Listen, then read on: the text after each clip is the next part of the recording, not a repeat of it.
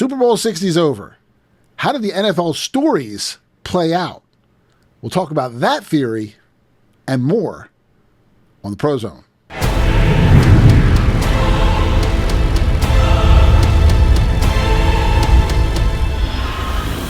Welcome to the ProZone. I'm Matt Roberts. Okay, so we've just had Super Bowl 60 and all the predictions that we made, all of the theories we explored. How does that play out in this Super Bowl? Okay, well, first things first. When I was going through all the predictions in episode 18, I said, you know what? Based on the stories, the best story would be Seahawks-Patriots. And I thought that was going to be the way it went. And it did go that way. Why? Because the NFL loves a revenge story or a rematch. They love those stories to set it up. And last time they faced in 2015 was Super Bowl 44. Seahawks lost on that goal line pass, and Patriots intercepted it, and they lost 28-24. Well, what better than to have those two have a rematch? Now, I think that the ideal matchup was supposed to be Denver and Seattle because you had two number ones going against each other, and I think that when Nix broke his ankle, then that changed the whole script. Or if you believe in that kind of thing, or he didn't really break it too bad, but the NFL had a story that they wanted to tell, and there are other circumstances that had to go into play for them to actually fulfill their final objective. Because remember, like I said in episode 18, it could be construed that the Super Bowl is like the WWE, an outcome that's set. This is the fixed outcome. And then everything that goes on before that, that's flexible. So things can happen that are unexpected. Like maybe they expected the Patriots to play a little bit better. Maybe they didn't expect Derek May to play as badly as he did. Okay, so certain things can do happen and can happen along the way if that's the type of thing you believe in. So let's go through Super Bowl 60 to see which things transpired and how it all played out. Okay, based on our theories. So we've already established story. The story was Seahawks-Patriots, the revenge story. And Seahawks got their revenge. The revenge from 2015, they rebounded. They won the Super Bowl. There you go. That story's covered. But you also have some other factors to consider when you're looking at how it plays out, okay? First thing, and I didn't mention this in episode 18 or 20, but there is a smaller theory, which we're going to explore more deeply in the future. It's called the pregame story.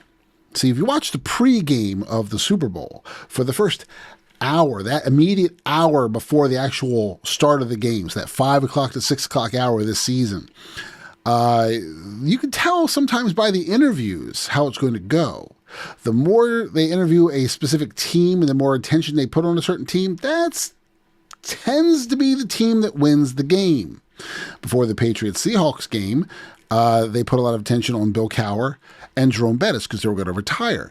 And when the Steelers played the Seahawks, guess what? Steelers won. When it was the Eagles versus the Patriots in 2018, all this attention was put on the head coach and on Nick Foles. One little bit about Tom Brady, and that was about it. So you went, well, based off of that, yeah, granted, it was the Eagles' first time in the Super Bowl since 2005, but based on the weight of it and based on the theory, you go, well, Eagles should win. And the Eagles did win. So like every year, Kansas City played the Eagles. And the first time they played the Eagles was at 2023. When they played them, the pregame show was Andy Reid and Patrick Mahomes, and a little blurb about Jalen Hurts. That was about it. So you have to say, well, maybe there's something to that. I don't know. You let me know what you think, but it seems a little bit suspicious, and it wouldn't surprise me if the NFL said, hey, we want to tell a certain story and we want a certain outcome. So we're going to set that up in the pregame as well to get the crowd interested in a certain character, so they follow that character through and have a vested interest in that character or those characters throughout the game. So this year, it was predominantly Seahawks and a little bit about the Patriots, but mostly the Seahawks in the pregame. Just saying. But now we look at what other factors came in. Well, you have the theory, the close game theory. You're going to say, well, Matt, it was a kind of a blowout. No, it really wasn't a blowout. I mean, there were no running or passing touchdowns scored, no touchdowns at all scored for the first, half? I mean, look at it. It was 9-0 at the half, all field goals. It was 12-0 with 9:12 left in the third quarter. You look at the fourth quarter, they didn't start scoring really heavily until the fourth, which is what they usually do. Look at episode 20. We talk about the close games, close scores. They don't really start scoring until the fourth quarter because they've got to keep people entertained. They get people tuned in so people don't leave and they stay vested in the game. So if the game is going to be a blowout, they're going to tune out. But if it's going to be close and there's a chance that the Patriots come back, people will keep watching to do what? Keep eyes on the screen to generate more views so they can command more money for their advertising dollars. And this year, your advertising spots were anywhere from $8 to $10 million per 30-second spot. And you're averaging about 70 spots in a game on the low end, 70 spots. So imagine $10 million per 30-second spot, and the low end 70 spots. That's $700 million minimum that they could earn. Well, if you count with the $8 million, it's $560 million. So it's either $500,000 or almost a full $1 million or $750,000 for the advertising dollars. That's massive. So, of course, the NFL is going to want people to stay tuned to watch as much of the game as possible. And here we are, fourth quarter. It was 19-0 with 13:24 left in the fourth. Pat's score, it makes it 19-7 at 12:27. It's like less than a minute later, about a minute later, it's boom, touchdown. And guess what? Now it's a possible game. But then Seattle, another 7 minutes click off, and it's 5:35, the Seahawks score again, makes it 22-7. Then they score again and make it 29-7, and that gives us 36 points total. Now I'm going to tell you the totals of points because it carries some weight, and we'll get to that. At the very end, the Patriots score one more time, and they make it 29-13. So it keep it relatively close and gives you 42 points. But what happened from there, between there and the end of the game? What happened? There was a very big touchdown run by Kenneth Walker. A huge touchdown run, which was what? Called back for holding. Now, pay attention. Again, we've established everything is close. It's kept close to the very end, and most of your scoring happens in the fourth quarter, conveniently. Kenneth Walker runs a touchdown. It's called back. Once it's called back, what does that do? Well, you look at the total points scored. There were 42 points on the board, 29-13 at the final of the game. That touchdown, even if it was just 6 points, would have made it 48 points, right? With the extra point, 49. Whether it be 48 or 49 is irrelevant because of this. What was the over-under for the Super Bowl? What was the over-under?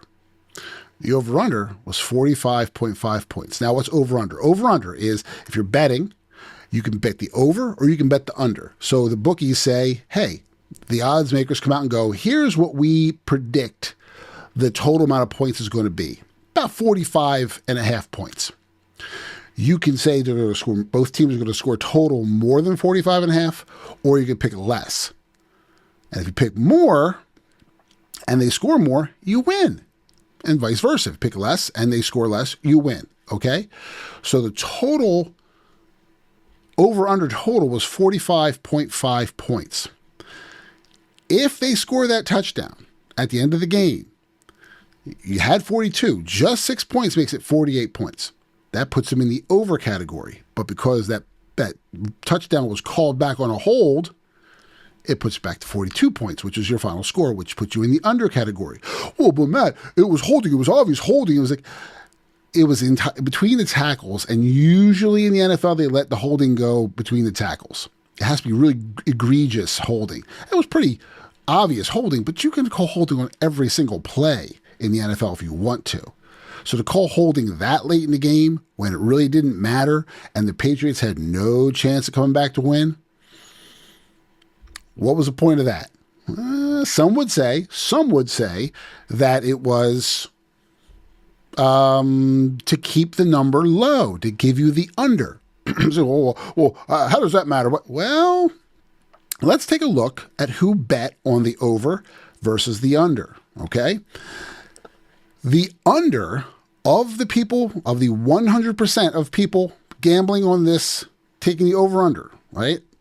Of all the gamblers, 72% took the over, 28% took the under, which means if both teams scored a total of over 45.5 points, the over would have paid off big time, okay, to 75% of the gamblers. But because that touchdown was nullified by a holding call, it throws you to the under, and the 28% to bet the under, they win. So fewer people win the money versus more of them.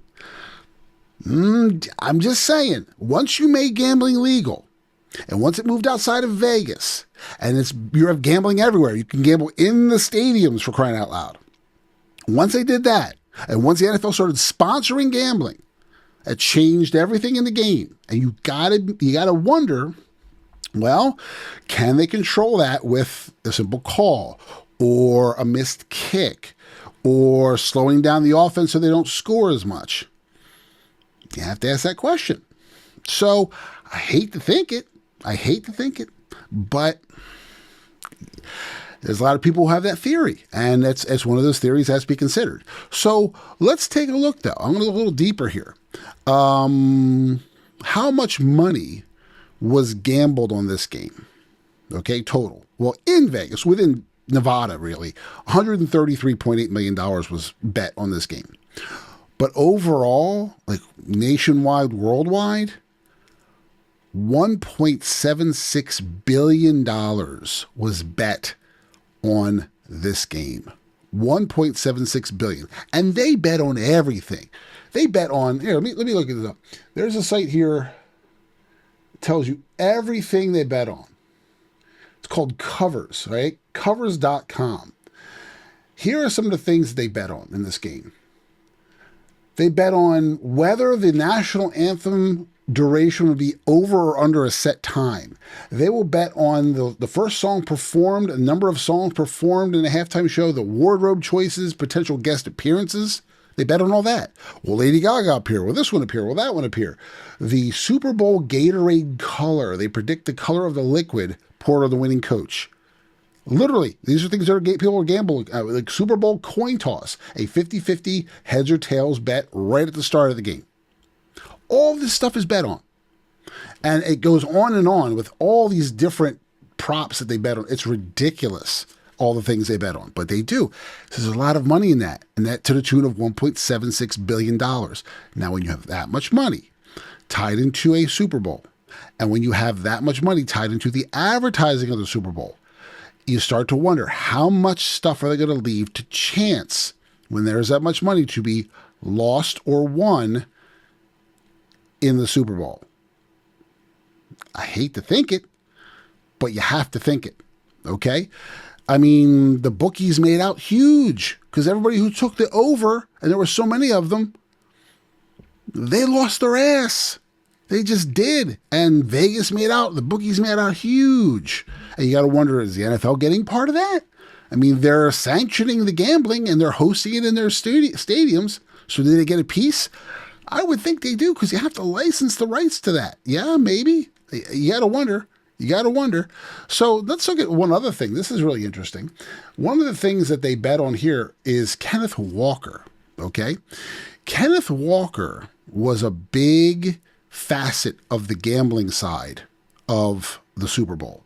Here's why. there were 4 prop categories for Kenneth Walker, okay, running back for Seattle. Now, he's a beast. They were expecting he was going to score, okay? So the odds on him scoring, he had a minus 195. That means he was very likely, the odds were very, very likely in his favor that he was going to score. But here are the 4 props that were made. Anytime touchdown, MVP winner, rushing yards, and first touchdown, okay? So it says here, let me read this. Anytime touchdown. So if he scores a touchdown at any time, that's where the minus 195 came from, right? You're going to win if you take that he's going to score a touchdown. Just taking the fact that he's going to score a touchdown. But guess what? He didn't score a touchdown. 0. And the 1 touchdown he scored, which would have made a lot of people money who took that easy bet, they lost. Okay? Let's go to the next one. MVP winner. 6.3% of the total tickets that were bet on that. Right? He was 4th overall in choices for him to be the MVP. Okay? And he got the MVP. So very few tickets picked the MVP, and he won that one. Rushing yards. Right? 63% of the bets were on the under, and the number was 73.5 yards. So they said he's going to get less than 73.5 yards. 63% took less. He got 135 yards without a touchdown. So they got the over. So the over wins, the under, the higher number, loses. And then the first touchdown, the top 5 most bet player for the first touchdown was him, right? What, a plus 350? So most people bet on him to get the first touchdown. They lost it. A.J. Barner scored the first touchdown. So of all the categories, anytime touchdown, MVP winner, rushing yards, and first touchdown, they won 1 of those 4 categories for Kenneth Walker. And the one they won is the one that pays off the least because only 6.3% total voted for that. Really? A running back like that who's almost guaranteed to score? You think for a second he'd score, and for some reason they kept not scoring and kicking a lot of field goals? Interestingly enough, see, these things happen. They make you gotta scratch your head. Like how much, and I really would hate to think it, but how much does advertising dollars, or do advertising dollars and gambling have to do with an outcome of a Super Bowl? I mean, when you're talking $700 million potentially or more in advertising dollars, and you're dealing with $1.76 billion in gambling, let's just take 700 million and what's that? 700 million and 1.76 billion? You're looking at almost $2.5 billion in revenue from just advertising and gambling. So you got to wonder, like, how much is left to chance? And that's why we have questions. But that's where the Super Bowl wound up. Okay? They lost the over-under. 72% people lost the over-under. They kept it close. They had a story. Oh, and there's one more interesting factor, which I didn't even consider in episode 20 or episode 18. But the story, I thought the story was, well, they did $250 million of renovations on Seahawks Stadium for, I think it's the World Cup. So they want to reward the teams for, a lot of times they'll do that. You do get a new stadium and they might reward the team. One thing I didn't realize, the Seattle Seahawks were already being sold. Oh, it's right here. The Seattle Seahawks are expected to be put up for sale following the Super Bowl in February 2026, according to multiple reports and directives from Paul G. Allen Trust, Paul Allen, Microsoft fame.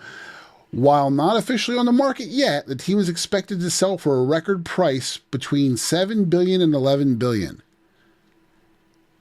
Then they win the Super Bowl. So if you have a team that's, they're going to be sold, you've now jacked up the value because you have a Super Bowl winning team. And the NFL is big on revenue sharing. They all the teams share revenue all the time. merchandise, different sales, they share revenue, okay? So in this case, just so happens that the team's going to be sold and the team wins the Super Bowl. I don't know. You tell me. Do you think it's too convenient? Is it too suspicious? Or, are people being too conspiratorial about this? It raises a lot of questions. But that's the recap of Super Bowl 60. You tell me what you think. We'll be talking about this more. We're going to be, throughout the course of the year, we're going to be talking more about it and getting more in depth with different theories because I find it interesting. Let me know in the comments. Until next time, know your goal. Hey guys, thank you for watching the ProZone. Make sure you check back for more episodes. And if you haven't done so already, like, share, subscribe, and ring the notification bell so you don't miss what we have coming up next.